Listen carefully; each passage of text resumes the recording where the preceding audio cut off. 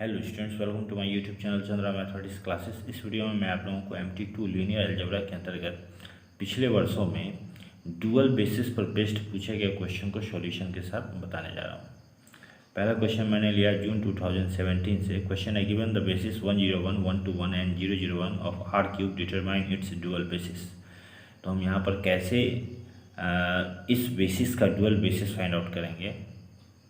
तो इसके लिए हम सबसे पहले मान लेते हैं इन वेक्टर्स का सेट को B. Let B is equal to alpha 1, alpha 2, alpha 3, where alpha 1 is equal to 101, alpha 2 is equal to 121 and alpha 3 is equal to 001। उसके बाद हम यहाँ पर मान लेते हैं कि स्पेस का डुअल स्पेस जो है बी स्टार है और वह क्या है, लीनियर फंक्शनल्स का एक सेट है। ठीक है, F1, F2, F3। B star is equal to set of linear functionals f1, f2 and f3, where f1 xyz is equal to a1x plus a2y plus a3z, f2 xyz is equal to b1x plus b2y plus b3z और f3 xyz is equal to c1x plus c2y plus c3z। इसके बाद by definition f I alpha j is equal to Kronecker delta ij is equal to 0 when I is not equal to j and f I alpha j is equal to 1 when I is equal to j। तो यहाँ पर हम इसी की सहायता से f1 का value पता करेंगे। ठीक है, तो सबसे पहले हम यहाँ पर f1 alpha 1 is equal to क्या ले लेंगे 1, क्योंकि यहाँ i j दोनों इक्वल है। ठीक है, तो यहाँ इस डेफिनेशन के अनुसार यहाँ i इक्वल टू j होने पर 1 होगा, तो यहाँ 1 लिखेंगे। तो अब यहाँ f1 अल्फ़ा 1 का वैल्यू क्या दिया हुआ है 101, तो 101 इज इक्वल टू 1। अब f1 xyz में हम यहाँ पर xyz की जगह 101 पुट करेंगे तो हमें क्या वैल्यू मिलेगा a1 plus a3 is equal to 1। ठीक है, इसी तरह से f1 alpha 2 is equal to 0 हो जाएगा। i और j अलग अलग है इसलिए इसका वैल्यू यहाँ पर 0 आ जाएगा। तो यहाँ f1 अल्फ़ा 2 का वैल्यू पुट कर देंगे 1 to 1 इज इक्वल टू 0। तो फिर यहाँ पर f1 xyz में हम xyz की जगह 1 to 1 पुट करेंगे तो हमें क्या प्राप्त होगा a1 to a2 plus a3 is equal to 0। इसी तरह से f1 alpha 3 is equal to 0 होगा। i j अलग अलग है इसलिए यहाँ पर 0 आएगा। तो फिर f1 अल्फ़ा 3 की जगह 001 इज इक्वल टू 0। फिर यहाँ पर f1 xyz में x की जगह 0, y की जगह 0 और z की जगह 1 पुट करेंगे तो हमें a3 इज इक्वल टू 0 प्राप्त होगा। अब हम यहाँ पर क्या करेंगे a1, a2, a3 तीनों का वैल्यू अलग अलग फाइंड आउट करेंगे। तो यहाँ a3 का वैल्यू तो हमें निकल ही गया है, तो इसकी सहायता से हम यहाँ पर a1 का वैल्यू निकाल लेंगे। क्या हो जाएगा 1। और फिर इस इक्वेशन में a1 और a3 का वैल्यू पुट करके हम यहाँ पर a2 का वैल्यू निकाल लेंगे जो कि -1/2 होगा। ठीक है, इसके बाद हम यहाँ पर जब हमें a1, a2, a3 क्लियर हो जाएगा तब फिर हम यहाँ पर f1 xyz का वैल्यू निकाल लेंगे। क्या प्राप्त होगा हमें x-1/2y। ठीक है, इसमें यहाँ पर f1 xyz में यहाँ a1, a2, a3 का वैल्यू पुट करके हमें क्या प्राप्त हो जाएगा x-1/2y। ओके, इसके बाद फिर हम आते हैं अब दूसरे लीनियर फंक्शनल को हम पता करेंगे। यहाँ पर इसके लिए हमें यहाँ b1, b2, b3 क्लियर करना होगा। तो यहाँ f2 alpha 1 is equal to क्या हो जाएगा 0 बाय डेफिनेशन। i j अलग अलग है तो यहाँ पर f2 अल्फ़ा 1 का वैल्यू 101 इज इक्वल टू 0। तो फिर यहाँ पर हम f2 xyz में यहाँ पर xyz की जगह 101 पुट करेंगे तो हमें क्या प्राप्त होगा b1 प्लस b3। ठीक है, इज इक्वल टू 0। इसी तरह से f2 alpha 2 is equal to 1, i j equal है तो यहाँ 1 आएगा। फिर यहाँ f2 अल्फ़ा 2 की जगह 1 to 1 इज इक्वल टू 1। फिर यहाँ पर f2 xyz is equal to b1x plus b2y plus b3z में xyz की जगह 1 to 1 पुट करेंगे तो हमें b1 plus 2 b2 plus b3 is equal to 1 प्राप्त होगा। फिर f2 alpha 3 is equal to 0, तो f2 अल्फ़ा 3 की जगह 001 पुट करेंगे इज इक्वल टू 0। फिर यहाँ पर f2 xyz is equal to b1x plus b2y plus b3z में हम यहाँ xyz की जगह 001 पुट करेंगे तो हमें क्या रिजल्ट मिलेगा b3 इज इक्वल टू 0। ठीक है, तो अब हमें यहाँ पर b3 का वैल्यू क्लियर हो गया, हमें b1 और b2 का वैल्यू क्लियर करना होगा। तो b1 plus b3 is equal to 0 में b3 की जगह 0 पुट करके b1 का वैल्यू निकाल लेंगे।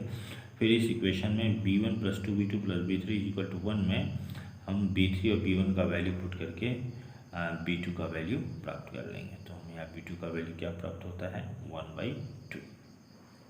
Therefore F2xyz is equal to 1/2y। F2xyz का जो हमें यहाँ पर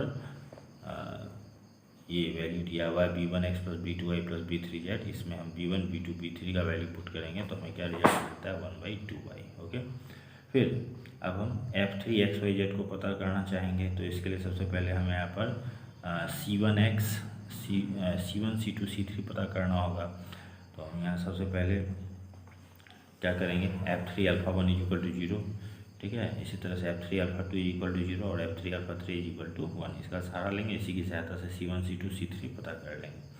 तो अब F3 अल्फा 1 की जगह 1 0 1 इज इक्वल टू 0, तो यहाँ पर F3xyz is equal to C1x plus C2y plus C3z में हम यहाँ पर xyz की जगह 1 0 1 पुट करेंगे तो हमें वैल्यू क्या मिलेगा C1 plus C3 is equal to 0। इसी तरह से यहाँ पर F3 1 2 1 इज इक्वल टू 0, यानी कि हमें F3xyz is equal to C1x plus C2y plus C3z में xyz की जगह हमें 1 2 1 पुट करना है। तो क्या रिजल्ट मिलेगा C1 plus C2 plus C3 is equal to 0। इसी तरह से F3 0 0 1 इज इक्वल टू 1, यहाँ पर क्या हो जाएगा xyz की जगह अगर हम 0 0 1 पुट करते हैं तो हमें क्या रिजल्ट मिलता है C3 इज इक्वल टू 1, ठीक है। इस तरह से C3 का वैल्यू प्राप्त हो जाता है। तो इस इक्वेशन की सहायता से C1 का वैल्यू प्राप्त कर लेंगे -1, और फिर C1 और C3 का वैल्यू को इस इक्वेशन में पुट करके हम C2 का वैल्यू निकाल लेंगे, और तब फिर F3xyz का वैल्यू हमें क्या प्राप्त होगा -x प्लस z, ठीक है। इस इक्वेशन में C1 C2 और C3 का वैल्यू पुट करके F3xyz का वैल्यू हमें प्राप्त हो जाएगा। इस तरह से हमें तीनों लीनियर फंक्शंस का वैल्यू प्राप्त हो जाता है, और तब हम यहाँ पर लिखेंगे dual basis B star is equal to set of linear functions F1 F2 F3 where F1xyz is equal to x minus 1/2y, F2xyz is equal to 1/2y, F3xyz is equal to -x plus z। Okay, इसके बाद आते हैं दिसंबर 2015 में पूछे गए question में। So that 1 1 1 1 -1 0 1 1 0 is a basis of R3, find a basis dual to this basis. इसमें भी हमें यहाँ पर डुअल बेसिस फाइंड आउट करना है। सबसे पहले तो हमें दिखाना है कि यह R3 का यानी एक वेक्टर स्पेस का बेसिस है, उसके बाद फिर उस बेसिस का डुअल बेसिस हमें फाइंड आउट करना है। तो basis find out basis show करने के लिए सबसे पहले हमें दिखाना होगा कि इस सेट में जो भी वेक्टर्स हैं वे क्या हैं लीनियरली इंडिपेंडेंट, और उसके बाद हमें फिर दिखाना होगा कि यह सेट जो है इस वेक्टर स्पेस को जनरेट करता है, ठीक है। तो यहाँ पर लीनियरली इंडिपेंडेंट शो करने के लिए इन वेक्टर्स को हमें क्या करना है, let A1 A2 A3 belongs to R such that A1 into यहाँ पर इन वेक्टर्स को हम मल्टीप्लाई करते चलेंगे A1 A2 A3 से, और उसे आपस में ऐड करके 0 0 0 के इक्वल दिखाएंगे। A1 into 1 1 1 plus A2 into 1 -1 0 plus A3 into 1 1 0 is equal to 0 0 0। तो यहाँ पर मल्टीप्लाई करेंगे A1 A1 A1, इसी तरह से यहाँ आ जाएगा A2 -A2 0, और यहाँ आ जाएगा A3 A3 0 is equal to 0 0 0। फिर यहाँ पर इसे ऐड कर देंगे A1 plus A2 plus A3, फिर यहाँ पर A1 -A2 प्लस A3, फिर यहाँ A1 प्लस 0 यानी A1 इज इक्वल टू 0 0 0। अब यहाँ पर कंपेयर करने पर A1 plus A2 plus A3 is equal to 0, A1 -A2 plus A3 is equal to 0, A1 is equal to 0। Adding 1 and 2, यहाँ पर हमें A1 plus A3 is equal to 0 मिलता है। अब इस इक्वेशन में A1 का वैल्यू को पुट करते हैं तो A3 का वैल्यू 0 मिलता है, और फिर पहले इक्वेशन में हम A1 और A3 का वैल्यू पुट करते हैं तो A2 का वैल्यू 0 मिलता है। तो जहाँ हमें A1 A2 A3 0 मिलता है तो इसका मतलब है कि सेट B जो है वह क्या है लीनियरली इंडिपेंडेंट है, ठीक है। उसके बाद अब हमें दिखाना है कि यह सेट B जो है वेक्टर स्पेस R3 को जनरेट करता है। तो इसको हम किस आधार पर दिखाएंगे, हम इस तरह से लिखेंगे, सिंस देयर आर 3 वेक्टर्स, ठीक है। इस बेसिस में 3 वेक्टर हैं, जिस सेट के बारे में हमें पता करना है कि वह बेसिस है उसमें 3 वेक्टर्स हैं, और R3 का यानी वेक्टर स्पेस का डायमेंशन क्या है 3 है। तो इस आधार पर हम क्या कहेंगे कि B जनरेट करता है R3 को, ठीक है। जब भी हमें वेक्टर्स की संख्या और वेक्टर स्पेस का डायमेंशन दोनों इक्वल हो, ठीक है, जिस सेट को हम यहाँ पर दिखाने जा रहे हैं कि वो बेसिस है उसमें वेक्टर्स की संख्या और वेक्टर स्पेस का डायमेंशन इक्वल होने पर वह क्या होता है, उस स्थिति में वह सेट जो है उस वेक्टर स्पेस को जनरेट करता है। तो यहाँ पर and hence by theorem, hence by theorem B is a basis of R cube. अब इसके बाद हम डुअल बेसिस फाइंड आउट करेंगे, जैसे पिछले क्वेश्चन में मैंने बताया था। फिर उसी तरह से let B is equal to alpha 1 comma alpha 2 comma alpha 3 where alpha 1 is equal to 1 1 1, alpha 2 is equal to 1 minus 1 0 and alpha 3 is equal to 1 1 0। Suppose B star यानी dual basis of the given basis is equal to f1 f2 f3 where f1 xyz is equal to a1x plus a2y plus a3z, f2 xyz is equal to b1x plus b2y plus b3z, फिर f3 xyz is equal to c1x plus c2y plus c3z। अब यहाँ by definition F I alpha j is equal to chronicle delta I j is equal to 0 when i is not equal to j and is equal to 1 when i is equal to j। मतलब F I alpha j का value या तो 0 या 1 होता है। 0 कब होता है? जब i j दोनों इक्वल होते हैं, इक्वल नहीं होते हैं, और 1 कब होता है? जब i और j इक्वल होते हैं। तो हम यहाँ पर f1 f2 f3 का वैल्यू निकालेंगे। इसके लिए हमें a1 a2 a3 b1 b2 b3 c1 c2 c3 का वैल्यू निकालना होगा। तो इसके लिए हम इस रिलेशन का सहारा लेंगे। सबसे पहले हम इसका वैल्यू पता करते हैं। इसके लिए a1 a2 a3 निकालेंगे। तो यहाँ लिखेंगे f1 alpha 1 is equal to 1, क्यों? क्योंकि i j इक्वल है, इसलिए यहाँ 1 आया। अब f1 अल्फा 1 की जगह 1 1 1 इज इक्वल टू 1। अब हम क्या करेंगे? f1 xyz में xyz की जगह 1 1 1 पुट करेंगे तो a1 a2 a1 plus a2 plus a3 is equal to क्या प्राप्त होगा हमें? यहाँ पर 1। इसी तरह से दूसरे में भी f1 alpha 2 is equal to 0, तो f1 अल्फा 2 की जगह 1 माइनस 1 0 इज इक्वल टू 0। तो यहाँ पर फिर हम इस इक्वेशन में xyz की जगह 1 माइनस 1 0 पुट करेंगे तो हमें क्या मिलेगा? a1 minus a2 is equal to 0। फिर f alpha 3 is equal to 0, तो यहाँ पर भी हम फिर इस इक्वेशन में यहाँ पर एक्स वाई जेड की जगह 1 1 0 पुट करेंगे तो हमें क्या मिलेगा? a1 plus a2 is equal to 0। ठीक है, तो अब यहाँ पर इन दोनों इक्वेशन को हम ऐड करेंगे तो हमें 2a1 इज इक्वल टू 0 मिलेगा। तो यहाँ पर a1 इज इक्वल टू 0 होगा। अब इसी a1 का वैल्यू को हम इस इक्वेशन में पुट करते हैं a1 plus a2 is equal to 0 में, तो a2 इज इक्वल टू हमें क्या मिलता है?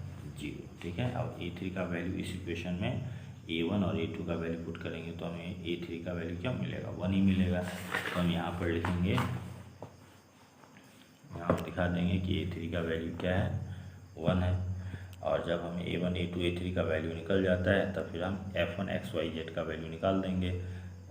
a1x plus a2y plus a3z में a1 a2 a3 का वैल्यू पुट करेंगे तो हमें सिर्फ क्या प्राप्त होगा? z प्राप्त होगा, f1 xyz का वैल्यू। ठीक है, उसके बाद हम f2 xyz का वैल्यू निकालना चाहेंगे। इसके लिए हम सबसे पहले b1 b2 b3 का वैल्यू निकालेंगे। इसलिए हम इस रिलेशन का सहारा लेंगे।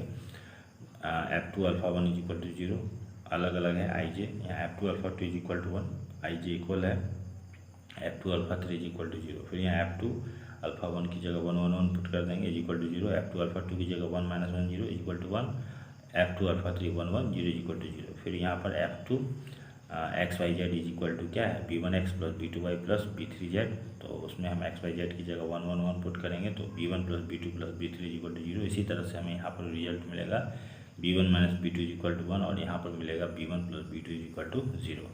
अब इन दोनों इक्वेशन को हम ऐड करेंगे तो हमें क्या मिलेगा? 2b1 इज इक्वल टू 1, तो b1 इज इक्वल टू 1/2। तो जहाँ हमें b1 का वैल्यू मिला तो हम इस इक्वेशन की सहायता से b2 का वैल्यू निकाल लेंगे जो कि -1/2 निकलेगा, और तब फिर इस इक्वेशन की सहायता से हम यहाँ पर b3 का वैल्यू निकाल लेंगे। तब हमें f2 xyz का वैल्यू निकल जाएगा। b1x plus b2y plus b3z में हम b1 b2 b3 का वैल्यू पुट करेंगे तो ये रिजल्ट आएगा। अब हम यहाँ पर f3 xyz का वैल्यू पता करेंगे। इसके लिए हम यहाँ पर c1 c2 c3 पता करेंगे। इसके लिए फिर हम f i alpha j is equal to kronecker delta is equal to 0 और 1 उसका सहारा लेते हैं। तो f3 alpha 1 is equal to 0, f3 alpha 2 is equal to 0, f3 alpha 3 is equal to 1। तो फिर यहाँ अल्फा 1 इज इक्वल टू यहाँ क्या है? 1 1 1 इज इक्वल टू 0। इसी तरह से अल्फा 2 का वैल्यू, इसी तरह से अल्फा 3 का वैल्यू देकर इज इक्वल टू 1। अब f3 xyz का जो वैल्यू है c1x plus c2y plus c3z is equal to c1x plus c2y plus c3z, उसमें हम xyz की जगह 1 1 पुट करेंगे तो c1 plus c2 plus c3 मिलेगा इज इक्वल टू 0। इसी तरह से यहाँ पर भी हम xyz की जगह 1 माइनस 1 0 पुट करेंगे तो c1 minus c2 is equal to 0 मिलेगा। इसी तरह से फिर xyz की जगह अगर हम 1 1 0 पुट करेंगे तो c1 प्लस c2 मिलेगा इज इक्वल टू यहाँ 1। अब फिर यहाँ पर दूसरे और तीसरे इक्वेशन को ऐड करते हैं तो 2c1 इज इक्वल टू 1 मिलता है, तो c1 इज इक्वल टू 1/2। अब हम यहाँ पर इस C1 की सहायता से C2 का वैल्यू निकाल लेंगे। C1 minus C2 is equal to 0 implies that 1/2 minus C2 is equal to 0 implies that C2 is equal to 1/2। अब C1 plus C2 plus C3 is equal to 0 में हम C1 प्लस C2 की जगह क्या लिख देंगे 1। हमें यहाँ प्राप्त हुआ है C1 plus C2 is equal to 1, तो इस तरह से C3 इज इक्वल टू हमें -1 मिलेगा। अब यहाँ F3xyz is equal to C1x plus C2y plus C3z में C1 C2 C3 का वैल्यू पुट करेंगे तो हमें यह रिजल्ट मिलेगा। बस हमें जहाँ F1 F2 F3 का वैल्यू मिला है तो हम आराम से बता सकते हैं कि डुअल बेसिस क्या होगा। ठीक है, दिए के बेसिस का hence B star is equal to F1 F2 F3 where F1 XYZ is equal to Z, F2 XYZ is equal to 1/2x minus 1/2y, F3 XYZ is equal to 1/2x plus 1/2y minus Z। Okay students, thanks for watching.